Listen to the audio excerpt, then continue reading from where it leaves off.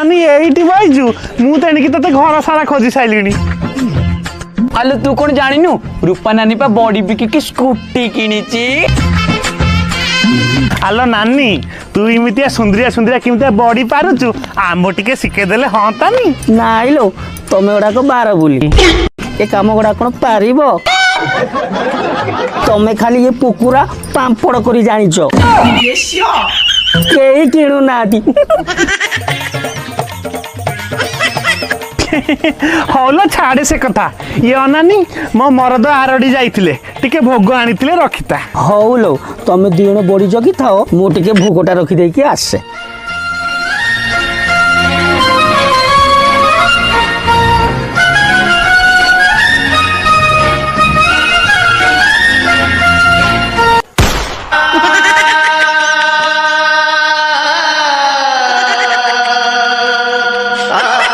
आलो मो बॉडी इमिति किमिति ହେଲା लो। आलो नानी आमे तो बॉडी को बाइना कुला लगे जोगिथिलु हेले कहना लो कहना सीधा गोटे हनुमाकड़ा सी फक्के डेइला तापर थक्की तो बॉडी उडा को सब नष्ट करी देला।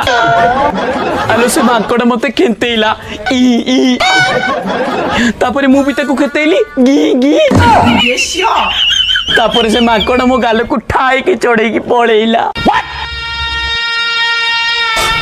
छाड़ेलो नानी जा हेला हेला अनानी आमे दीटा बॉडी की बंचाई देइचु सेई दीटा बॉडी की नै तू व्यापार कर।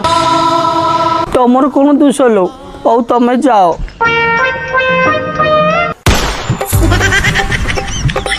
हौ लो तमे दिण बड़ी जगी थाओ मु टिके भोगटा रखी दे के आसे।